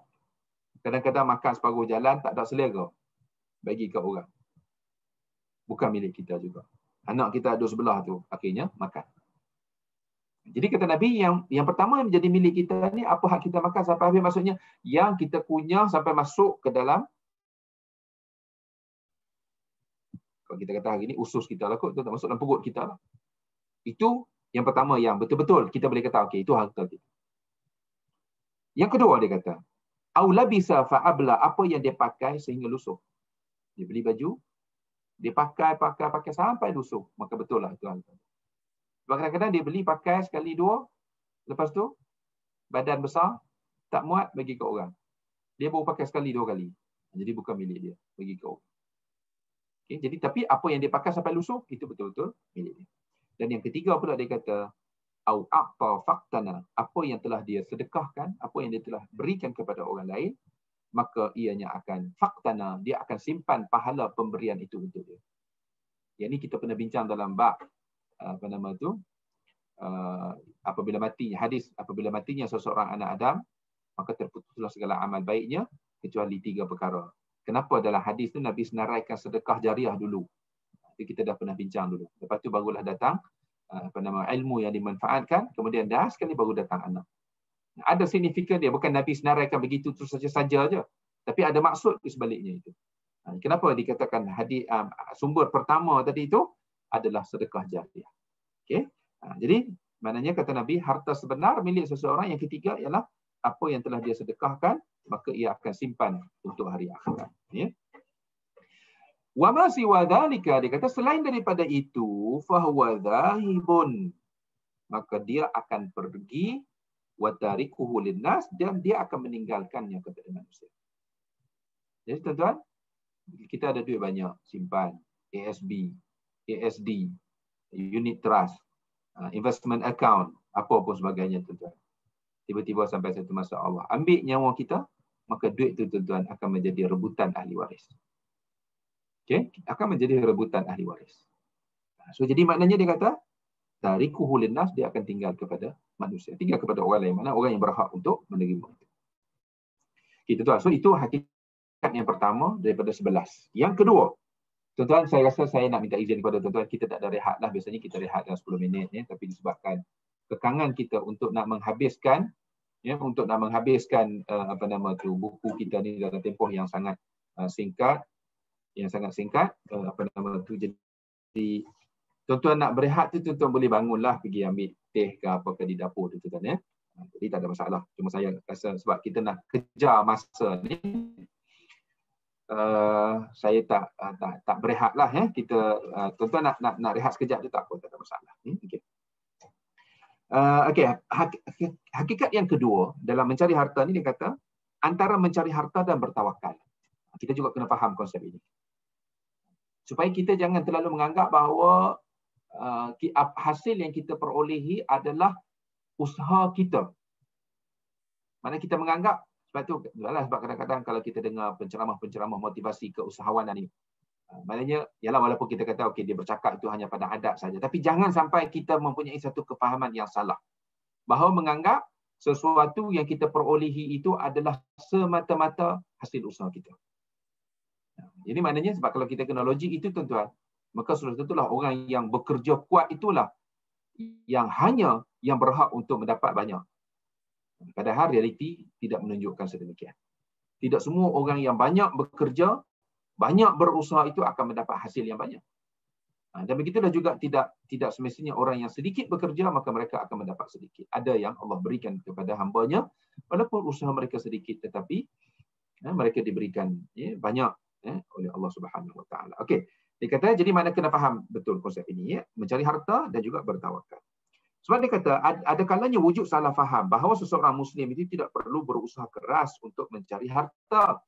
Memadai dia duduk dan bertawakal, maka Allah akan mengurniakan harta kepadanya. Maka kata ini juga satu kesalahan. Bukan maksudnya kita kata tadi itu Allah boleh beri kepada hamba dia walaupun tak bekerja, tapi kan bukan bermaksud dia suruh kita berpeluk tubuh. Jadi sebab itu kita kata tadi, Islam konsep dia ialah ambil jalan tengah. Jangan kita kata keterlaluan mengatakan usaha menentukan hasil. Dan begitulah juga kita tak boleh nak mengatakan bahawa Allah akan memberikan sepenuhnya harta kepada kita, maka kita tak berusaha. Jadi itu adalah dua ekstrim yang mana kita patut mengambil jalan tengah. Menggabungkan di antara usaha bersama-sama dengan tawakal, iaitu penyerahan kita kepada Allah Subhanahu Wa Taala. Jadi dia kata salah faham ini perlu diluruskan. Ya, diluruskan yang mengatakan bahawa Allah, rezeki itu hak Allah. Dia kata apa? Al-malu malullah, harta yang ada di dunia ni semua milik Allah. Jadi kita tunggu je lah Allah nak bagi kita banyak mana. Jadi kita ini salah faham yang perlu diperbaiki. Dia kata ada beberapa langkah. Yang pertamanya merancang. Ya, Allah suruh kita merancang, tuan-tuan. Sebab itu Allah sebut dalam Quran. Saya baca semalam dalam satu penulisan. Saya rasa mungkin daripada Facebook lah, tapi di-share itu dalam WhatsApp. Katanya cerita itu bersumberkan daripada Allahyarham Tan Sri Sanusi Junid. Ketika mana waktu itu Tun Razak memperkenalkan skim konsep buku hijau. Terserah saya lah, buku-buku hijau yang kita buat program memajukan pertanian, untuk memajukan masyarakat di negara kita. Jadi pada waktu itu datang Presiden Korea Selatan, Korea Selatan yang baru merdeka daripada komunis itu.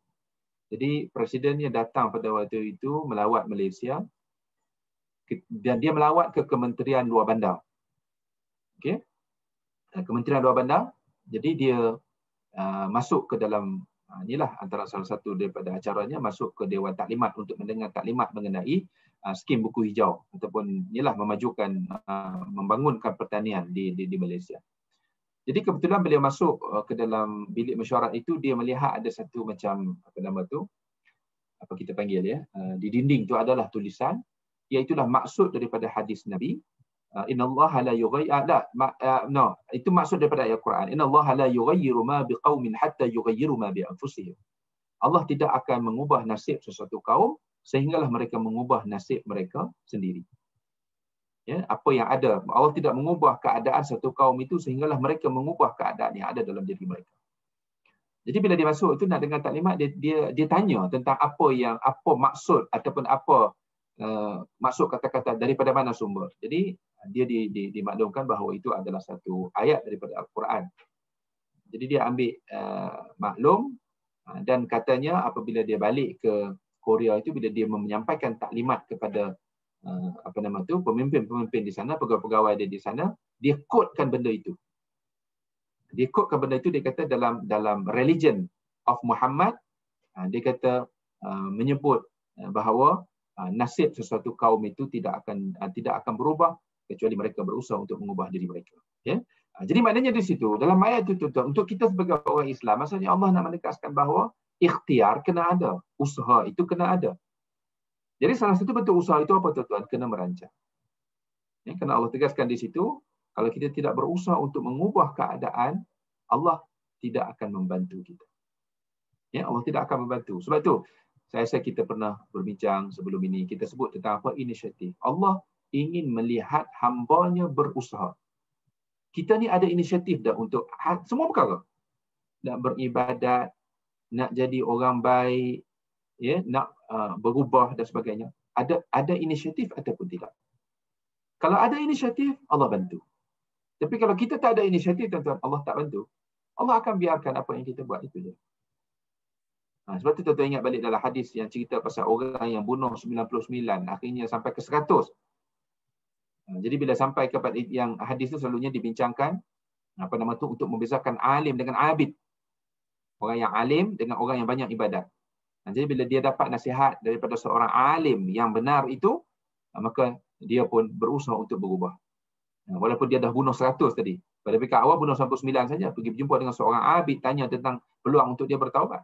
Jadi akhirnya orang alim tu kata, kalau kamu betul nak bertaubat daripada bunuh 100 orang ni, kamu kena pindah, tinggalkan tempat di mana kamu berada sekarang. Jadi sebab itu dalam perjalanan untuk dia nak pergi ke tempat baru, ya, yang disebutkan oleh orang yang menasihati dia tadi itu, kalau dia benar-benar nak berubah, maka dalam perjalanan itu kalau kita lihat, dia meninggal dunia.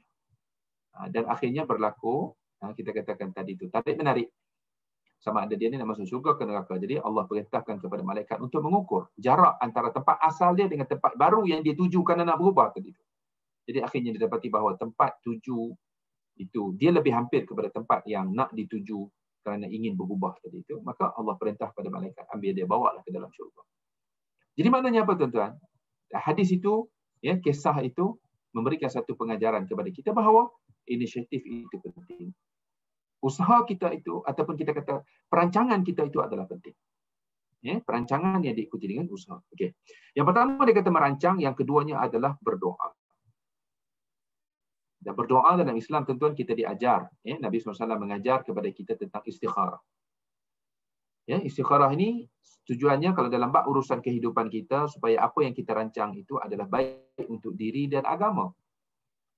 Sebab itu doa istikharah ni kata, Allahumma inni astakhiruka bi'ilmika wa astaqdiruka biqudratik fa innaka ta'lamu ma la a'lam. Kita minta dengan Allah. Allahumma inni astakhiruka, ya Allah, aku minta bantuan kepadamu untuk dalam membuat pilihan ini. Biqudratik, dengan kekuasaanmu. Bi'ilmika, dengan ilmu, dengan pengetahuanmu. Wa astaqdiruka biqudratik, aku minta kekuatan dengan kekuasaan yang engkau ada. Fa innaka ta'lam ma a'lam, kerana kamu lebih mengetahui apa yang aku tidak ketahui. Kita nak merancang, tentu kita nak buat projek apa pun, kita nak buka company, kita nak initiate satu bisnes baru dan sebagainya, kita tak tahu. Ini kita tak tahu. Jadi sebab itu bila kita buat istikharah, bermaksud kita minta kita minta petunjuk daripada Allah Subhanahu Wa Taala. Okey, ejaan istikharah, alif sin ta kha alif ra ta marbuta. Istikharah. Ya. Dan istikharah ini kalau kita tengok tuan-tuan, daripada makna asal perkataan istikharah itu adalah minta supaya Allah bantu untuk dia ada dua makna di situ. Membuat pilihan dan juga bantu untuk memudahkan. Sebab perkataan istikharah itu juga bermaksud ada elemen maksud, kalau kita lihat perkataan bahasa lah. Bermaksud mempermudahkan. Ya, okey. Jadi kita minta kepada. Jadi dia kata beristikharah kerana ianya dapat membantu kita. Okey, membantu kita. Dan istikharah ni pula tuan-tuan, ya, bukan untuk kita. Istikharah ni yang menjadi masalah orang Melayu ni, kadang-kadang dia nak jawapan tu direct. Lepas tu setengah tu ada yang kata buat kertas cabut, cabut gulung kertas tulis, okey, nak buat ya ke tidak. Jadi dia pun buat tu, lepas sembahyang cabut, tengok jawapan daripada kertas tu, dia pun tidak. Bukan begitu caranya. Istikharah ni kita buat minta dengan Allah, lepas tu kita minta bimbingan daripada Allah, akhirnya kita tengoklah kecenderungan hati kita ke arah mana. Okey, dalam itu topik lain lah tuan-tuan, nak bincang pasal isu istikharah ni. Jadi tak perlu. Islam dia tak buat kita hidup kita jadi terlalu complicated. Contohnya macam baru ni isu timbul apa yang dia panggil hak yang buka Quran tu tuan. Apa dia panggil? Saya tak ingat dah istilah apa yang diguna pakai. Dia buat ni, lepas tu kita pun buka Quran, tengok ayat yang ada di dalam muka surat yang kita baca. Tuan-tuan, memang ada orang yang kita kata melalui pengalaman sebegitu dalam perubahan hidup mereka ataupun dalam usaha untuk mereka mengubah kehidupan. Tapi dia tak boleh jadi kaedah untuk semua orang kita nak suruh buat macam tu. Sebab tu kita kata dalam beragama ni kita kena berhati-hati memahaminya. Jangan sebab, okey, contohnya apa tuan-tuan? Hadis Nabi secara jelas menyebut, ubatilah pesakit kamu dengan bersedekah. Okey? Jadi maknanya apa tuan-tuan? Okey, terima kasih kepada yang berkongsi, ya. Garpu tala ni tuan-tuan. Baru ni timbul isu dan alhamdulillah kita tengok penjelasan yang diberikan kepada kita semua supaya kita dapat sedar bahawa itu bukan ajaran yang tidak menepati kehendak kehendak agama.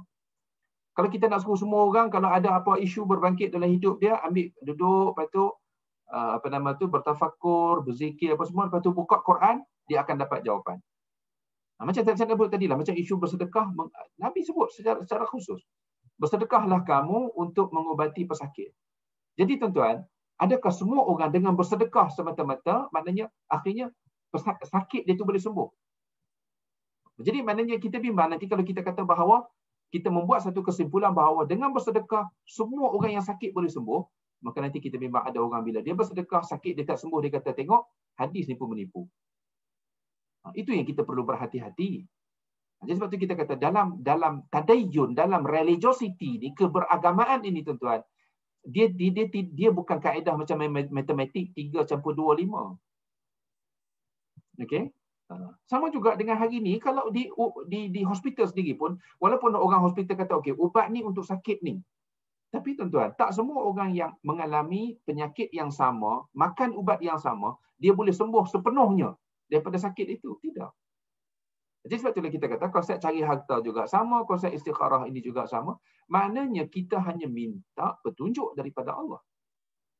Okey, kita minta petunjuk daripada Allah. Kita hanya hamba berikhtiar. Sebab tu dia kaitkan di sini topiknya ialah kita berusaha mencari, kemudian kita bertawakal, kita serah kepada Allah Subhanahu Wa Taala. Okey, jadi mana dia kata dalam bab yang katakan usaha ni tadi melibatkan 5 langkah.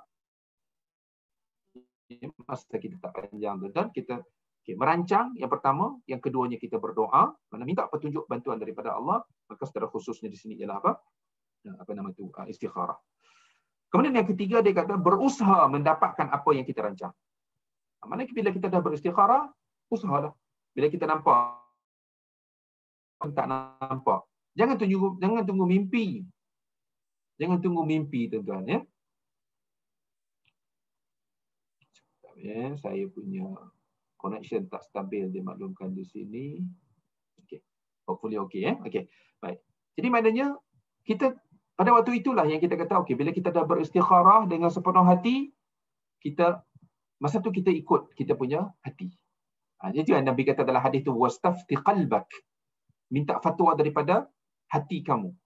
Bila kita nak minta fatwa daripada hati tadi tu, bila kita dah buat perancangan, kita dah berdoa bersungguh-sungguh minta Allah berikan petunjuk kepada kita untuk membuat pilihan, maka pada waktu itu kita pun minta mungkin kita kata lepas kita puasa sunat, lepas tu kita beristikharah, minta berdoa kepada Allah minta petunjuk. Jadi lepas pada tu kita tanya hati kita ke arah mana pilihan.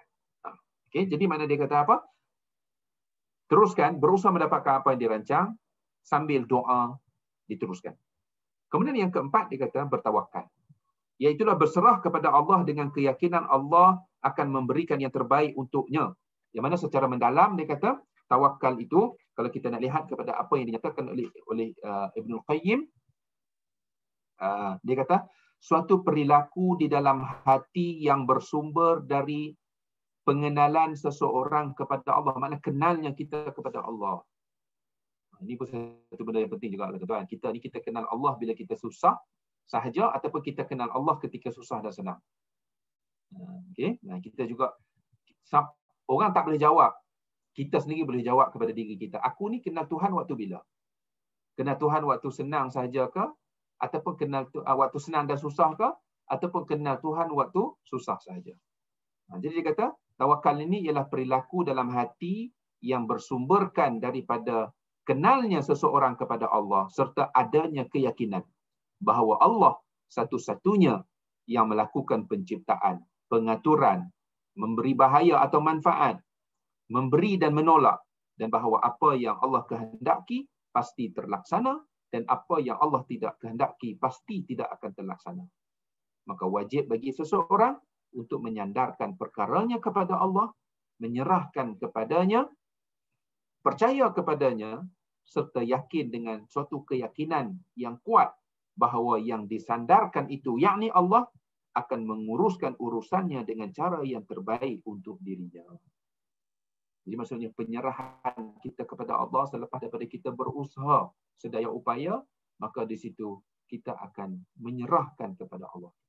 Apapun ikhtiar kita, akhirnya kita sandarkan kepada Allah. Itu adalah apa yang disebutkan sebagai tawakal. Benda yang bukan mudahlah untuk kita nak sebut secara ringkas begini, tuan-tuan. Tapi maksudnya dia perlu kepada usaha yang berterusan untuk kita memahami apa itu tawakal, apa itu penyerahan kepada Allah. Okey. Dan tawakal ni, tuan-tuan, dia berbeza dengan tawakul. Tawakul ni kalau ejaan dalam bahasa Arab dia ta, waw, alif, kaf, lam. Tapi kalau tawakal ataupun tawakkul itu dia ta, waw, kaf itu ada syaddah ataupun sabdu, lam. Dia tak ada waw dengan kaf tu, dia tak ada alif. Tapi kalau tawakul dia ada alif.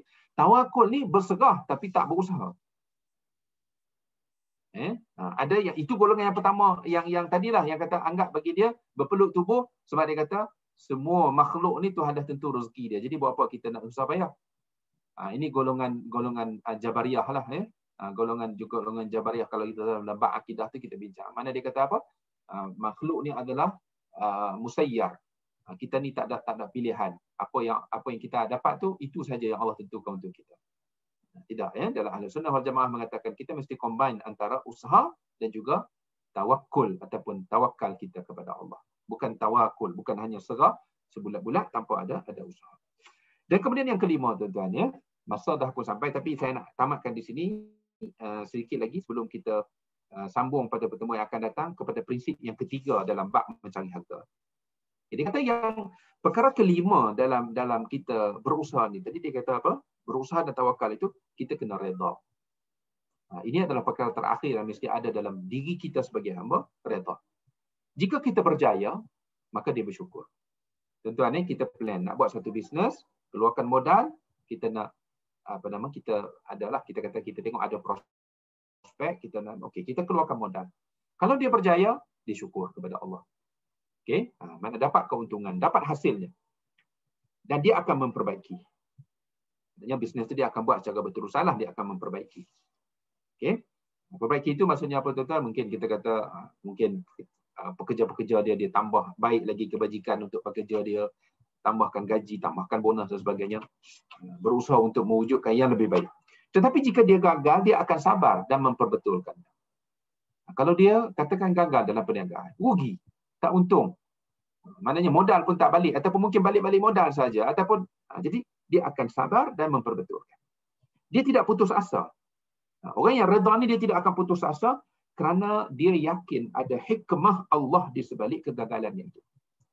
Maka justru tidak boleh untuk terus melompat daripada langkah tadi itu 1, 2, 3, 4, 5. Maka dia kata tak boleh kita nak terus lompat pergi langkah yang keempat. Tawakal, serah pada Tuhan saja, tanpa ada perancangan, tanpa ada doa, tanpa ada usaha. Jadi dia kata nak bertawakal ni dia mesti ikut step by step tadi. Okey, rancang, doa, usaha, lepas tu tawakal, lepas tu akhir sekali redha. Redha ni tuan-tuan, biasanya untuk orang berjaya ni mungkinlah tak ada masalah sangat dalam isu redha ni, tapi untuk orang yang gagal. Okey, tapi kalau orang itu seorang mukmin yang sebenar, dia tetap akan redha kepada Allah dalam apa juga situasi keadaannya. Okey. Justru dia kata dalam hal ini bila kita bercakap tentang usaha dan tawakal, dia tak boleh lompat terus ke yang keempat. Okey. Jadi dalam penutup ni tuan-tuan dia bawa kepada kita satu hadis Nabi SAW untuk kita memahami konsep dikatakan tawakal. Dia kata hadis, "Lau annakum tawakkaluna 'ala Allahi haqqa tawakkulihi la ruziqtum kama yurzaqu at-tayru taghdu khimasa wa taruhu bitana." Ini hadis yang saya rasa kita agak familiar lah. Yang mana hadis kata Nabi, seandainya kalian bertawakal kepada Allah dengan sebenar-benar tawakal, nescaya kalian akan diberi rezeki sebagaimana burung diberikan rezeki. Ia terbang pada waktu pagi dalam keadaan perut yang kosong dan kembali pada waktu petang dengan perut yang kenyang. Kita perhatikan bahawa burung itu tidak sekadar bertenggek di dahan menunggu makanan, tetapi ia keluar berusaha, yakni terbang ke sana sini untuk mencari makanan dia, maka justru dia duduk, justru dia kata, duduk berdiam diri menunggu harta bukanlah sikap tawakal, tetapi itu sikap kurang akal. Tawakal adalah berserah kepada Allah setelah berusaha mencari harta dengan keyakinan bahawa Allah akan memberikan yang terbaik untuknya. Tuan-tuan, berusaha untuk mencari yang terbaik untuknya. Jadi tuan-tuan, itu adalah konsep prinsip yang kedua yang beliau tekankan dalam bab mencari harta ni, iaitulah di antara mencari dan bertawakal, ya, di antara usaha dan juga bertawakal. Ini prinsip yang kita perlu fahami bersama, supaya kita tidak menjadi hamba yang kufur kepada Allah. Kufur ni tuan-tuan bermaksud kufur nikmat. Maknanya bila kita kufur nikmat ni, antaranya ialah bila kita dapat kekayaan, kita rasa itu adalah hasil usaha kita. Itu juga kufur nikmat. Ataupun bila kita gagal dalam usaha kita, maka kita marah. Kita marah kepada Allah. Ataupun kadang-kadang kita marah kepada manusia. Kita menganggap seolah manusia lah menjadi penyebab kita gagal. Padahal itu adalah ketentuan Allah. Jadi kerana itu bila kita faham tentang konsep sebenar tawakal, dia akan mengurangkan implikasi terhadap interaksi kita sesama manusia. Jadi tuan, saya rasa mungkin sekadar itu yang dapat saya kongsi untuk tengah pagi dan sehingga ke tengah hari ini. Sejam setengah ni tuan-tuan. Kita hari ini dah sampai kepada muka surat 22 lah daripada kitab kita ni. Kalau tuan-tuan berjaya dapat kitab ni, sebenarnya kalau tengok kepada penerbit, saya dah cuba tanya penerbit. Ni cerita setahun lepas begitu. Saya pernah tanya kepada penerbit, dia kata dia tak ada stok. Jadi saya kebetulan dapat kontak dengan pengarang kitab ni sendiri. Saya mesej kepada dia, dia kata dia sendiri pun dia tak ada kitab, tapi dia kata sedang diusahakan cetakan semula. Tak pastilah sekarang ni tuan-tuan ada ataupun tidak ni. Jadi tuan-tuan boleh carilah sekarang ni tuan-tuan dalam keadaan PKPD ni, tuan-tuan boleh cari online lah kot ya, kalau nak cari ni. Ataupun mungkin pihak masjid boleh usahakan ya supaya dapatkan dengan jumlah yang ni lah, insya-Allah. Jadi tuan-tuan, saya tak pastilah ada soalan ke tidak.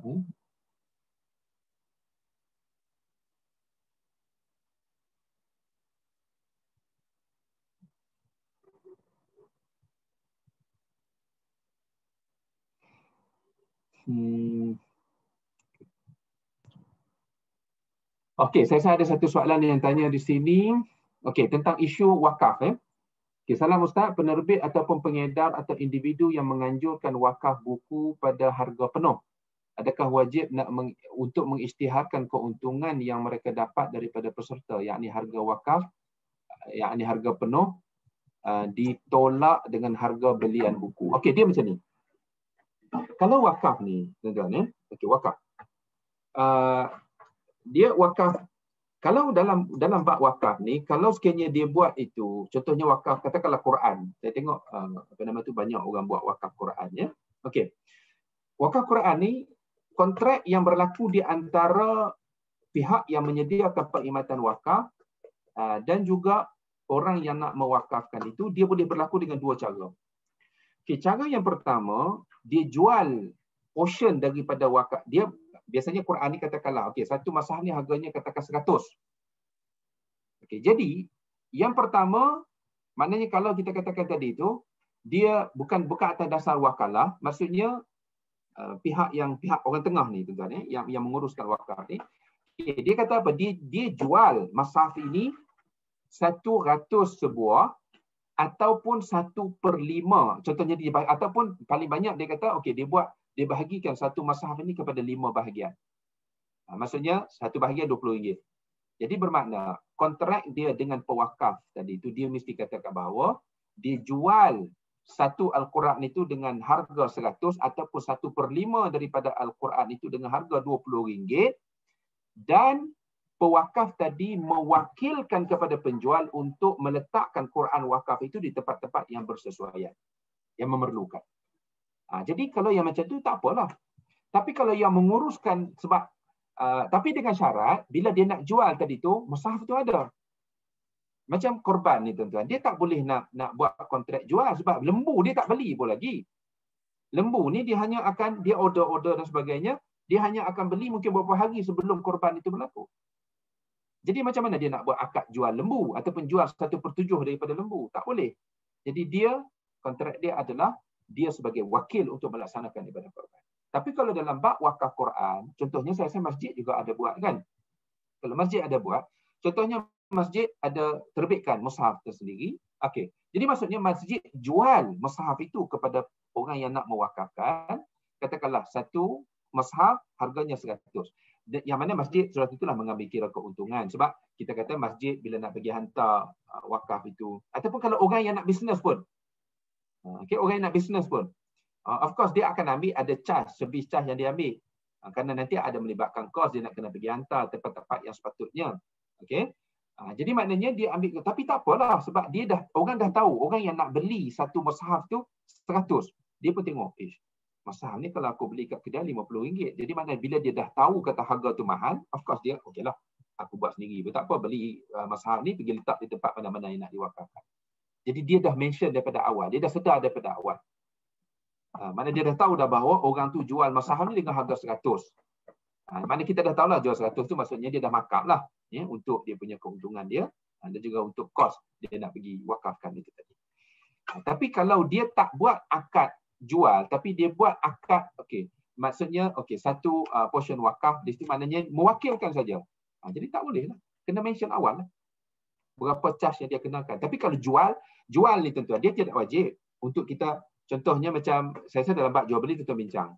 Tuan-tuan nak jual satu barang kepada pembeli, tuan-tuan wajib ke inform kepada dia berapa keuntungan yang tuan-tuan markup daripada barang jualan tu? Tak wajib. Tak perlu.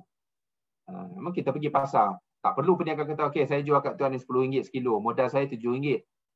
Tak perlu dalam bab jual beli. Maknanya konsep jual beli ni juga melibatkan isu redha. Maksudnya bila penjual kata harganya sedemikian, pembeli pun bersetuju dengan harga itu, maka penjualan dia itu maknanya dia panggil apa? Willing seller, willing buyer tu maknanya itu dalam Islam juga ada prinsip itu. Tapi maksudnya dia jual. Tapi syarat nak jual, janganlah jual tapi Quran mana? Quran kita tak beli lagi. Tak boleh jual lah macam tu. Maknanya orang yang nak buat wakaf ni dia kena ada dah Quran yang dia nak jual tu. Sebab saya tengok ada setengah-setengah tu dia buat apa tuan-tuan? Dia bawa Quran tu, dia dah tampal stiker siap-siap dah, penama, untuk letakkan penama. Jadi tuan-tuan pergi depan dia tu, dia pun ambil mushaf tadi tu, tuan nak berapa? 3 nama. 3 nama, dia pun ambil mushaf tu, dia tulis nama, apa nama? Orang yang tuan-tuan nak wakaf atas nama tadi tu, mungkin atas nama bapa atau atas nama sendiri ke, dia akan letakkan nama. Jadi bermakna Quran tu dah ada, dia boleh jual lah. Saya jual, katakanlah tuan-tuan nak beli 3 sijil, 3 unit daripada 5 tadi tu. Mana dia kata, saya jual kepada tuan 3 daripada 5 bahagian mushaf ini, dan juga saya bersetuju untuk menerima amanah tuan untuk wakafkan Quran ini ke tempat yang memerlukan. So kalau macam tu tidak ada masalah. Tapi kalau buat atas dasar wakil tadi itu, dia ambil keuntungan ataupun dia kenakan cas perkhidmatan maka dia kena mention daripada awal. Mention daripada awal. Adakah wajib untuk mengisytiharkan keuntungan yang mereka dapat daripada peserta, iaitu harga wakaf dan juga penuh ditolak dengan harga belian. Jadi kalau akad tadi tu akad jual, sama ada mashaf penuh ataupun beberapa portion yang ditentukan. Sebab saya pernah tengoklah, ada orang buat wakaf Quran ni, dia ada nama 5 penama di situ. Yang mana dia buat itu maksimum, maknanya penama RM20, maknanya sebab katakanlah dijual tu 100. Okey, boleh saya rasa boleh faham jelasan saya. Okey, ada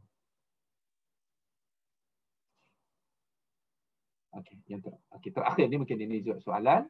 Dalam berniaga wajibkah secara detail cas-cas yang dikenakan kita beritahu kepada pelanggan? Okey, dalam jual beli saya dah sebut tadi tidak perlu. Dalam jual beli tidak perlu, tapi kalau wakalah ni perlulah, mewakilkan. Cas yang dikenakan kita beritahu kepada pelanggan, contohnya di klinik cas rundingan, cas ubat dan cas yang lain. Okey, kalau macam di klinik tu biasanya kita diberikan resit lah. Dia ada consultation, lepas tu dia ada dia punya cas ubat tu. Yang tu bagi saya kita biasanya klinik pun praktis macam tu lah. Maknanya bila nak ni dia akan beritahu kepada kita, okey ni dia punya bil dia suruh kita bayar. Sebab yang itu dia melibatkan, kalau macam di klinik ni dua perkara lah, ubat yang dijual, lepas tu consultation doktor itu tadi. Jadi maksudnya kita, yang itu bagi saya dari segi praktis yang ada sekarang ni wajar lah. Doktor sendiri pun saya rasa dia kena maklumkan benda itu. Dia tak boleh hanya bagi satu resit saja terus begitu berapa kena bayar. Biasanya dia akan perincikan berapa ubat dan berapa consultation. Okey, tuan-tuan, saya rasa mungkin sekadar itu pertemuan kita. Mohon maaf saya ambil masa 16 minit tuan-tuan, 12.30 sepatutnya tuan-tuan berhenti dan berehat. Okey, moga-moga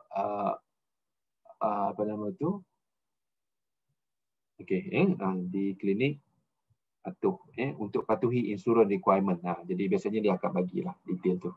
Sebab apa yang saya ingatlah, kalau klinik biasa dia akan sebut dalam resit lah. Dalam resit tu dia akan, dalam bil yang dia bagi pada kita tu, dia akan maklumkan ubat berapa, lepas tu consultation tu berapa. Okey tuan-tuan, saya rasa mungkin sekadar itu pertemuan kita pada hari ini. InsyaAllah moga Allah beri kepada kita nikmat sihat yang berterusan, umur yang berpanjangan. InsyaAllah kita akan khatam kitab ini pada pertemuan Disember nanti. Untuk mendapatkan kitab itu macam saya sebutkan tadi lah, mungkin Ustaz Wali boleh usahakan untuk bantu kita dapat kitab. Bagi saya satu bacaan yang menarik lah, untuk kita baca bersama. Walaupun kita tahu penulis ni tu bukan seorang yang pakar dalam bidang syariah, tapi dia telah melakukan satu usaha yang baik membantu kita untuk bina satu tasawur ataupun world view yang betul tentang harta. Jadi sekian dahulu, saya mohon maaf kalau ada salah silap dalam ucapan saya, dalam perkataan. InsyaAllah kita sambung pada pertemuan yang akan datang. Aqulu qawli hadha wa astaghfirullahal azim li wa lakum. Assalamualaikum warahmatullahi wabarakatuh. Saya serah kembali kepada Ustaz. Waalaikumsalam warahmatullahi wabarakatuh.